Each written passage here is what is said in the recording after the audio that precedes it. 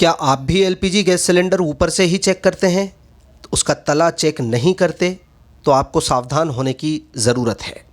अगर आप सिर्फ ऊपर का रेगुलेटर लगाने वाले स्थान को चेक करके संतुष्ट हो जाते हैं तो सावधान हो जाइए, क्योंकि सिलेंडर लीकेज होने की संभावना सिर्फ ऊपरी हिस्से तक ही नहीं बल्कि उसके निचले हिस्से यानी तल में भी हो सकती है। दरअसल गुना जिले के डोंगर स्थित बॉटलिंग प्लांट में लापरवाही का ऐसा मामला सामने आया है जिसे सुनकर आपके रोंगटे खड़े हो जाएंगे। कह सकते हैं कि आईओसीएल के बॉटलिंग प्लांट की लापरवाही किसी ग्राहक के लिए या उस पूरे क्षेत्र के लिए ज़बरदस्त जानलेवा साबित हो सकती है। पूरा वाकया 17 फरवरी 2025 का है। इस दिन डोंगर बॉटलिंग प्लांट से रोज़ाना की तरह वाहन में सिलेंडर भरकर गैस एजेंसियों को भेजे गए। सिलेंडरों से भरा एक वाहन गुना जिले के बीनागंज स्थित सोडानी गैस एजेंसी भी पहुंचा। बॉटलिंग प्लांट के कर्मचारी सिलेंडर डिलीवर करके लौट आए, लेकिन गैस एजेंसी पर मौजूद स्टाफ को कुछ शक हुआ। छानबीन करने पर पता चला कि एक सिलेंडर की तलहटी लीक हो रही है।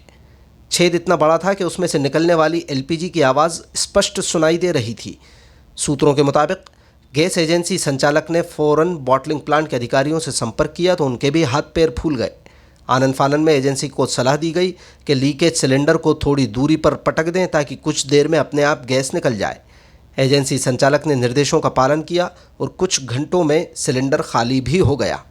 लेकिन सवाल ये उठता है कि अगर लीकेज सिलेंडर किसी ग्राहक के घर पहुंचा दिया जाता या बॉटलिंग प्लांट से बीनागंज जाने के बीच में ही कोई ज्वलनशील पदार्थ के संपर्क में आने पर पूरी गाड़ी ब्लास्ट से उड़ जाती और वो शहरी क्षेत्र होता या आबादी घनत्व क्षेत्र होता तो क्या होता?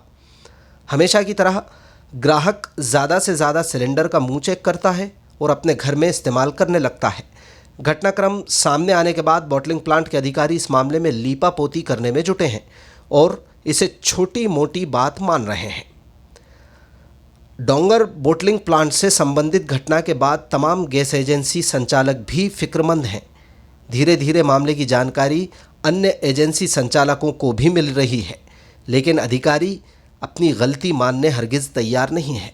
आशंका जाहिर की जा रही है कि बॉटलिंग प्लांट में सिलेंडर भरने के बाद शायद उन्हें चेक नहीं किया जा रहा, अन्यथा इस तरह की भयंकर भूल तो हो ही नहीं सकती।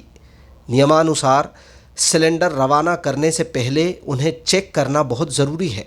अगर कोई सिलेंडर लीक हो रहा है तो उसे रवाना कर ही नहीं सकते।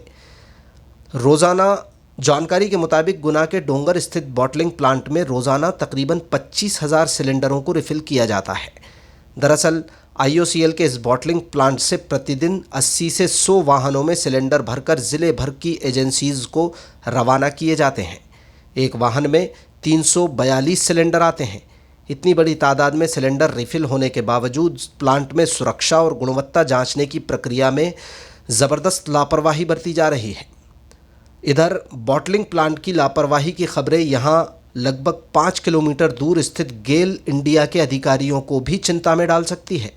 जाहिर है एक सिलेंडर ही कई लोगों को नुकसान पहुंचा सकता है। ऐसे में रोज़ाना बॉटलिंग प्लांट के सामने से गुजरने वाले अधिकारी कर्मचारी या फिर गेल परिसर तक लापरवाही की लपटें पहुंच सकती हैं। बॉटलिंग प्लांट में हल्की सी लापरवाही कितनी घातक साबित हो सकती है, इसका उदाहरण बीते दिनों गुजरात के बड़ोदरा और उत्तर प्रदेश के मथुरा में सामने आ चुके हैं। बड़ोदरा के कोयली गांव स्थित आईओसीएल के बॉटलिंग प्लांट में 11 नवंबर 2024 को स्टोरेज टैंक में भीषण आग लगी थी। इस दौरान ज़ोरदार धमाका हुआ था और प्लांट से लगभग 4 किलोमीटर दूर तक रहने वाले लोगों ने इसके झटके महसूस किए थे। इसमें 2 दर्दनाक मौतें भी हुई थीं।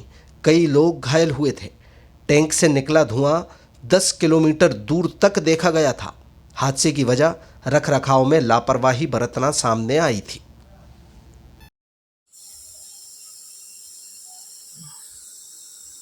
भाई जब बता दो साहब बता दीजिए, फ्री जी को डाल देना साहब। जी पास माफ नहीं कर देते।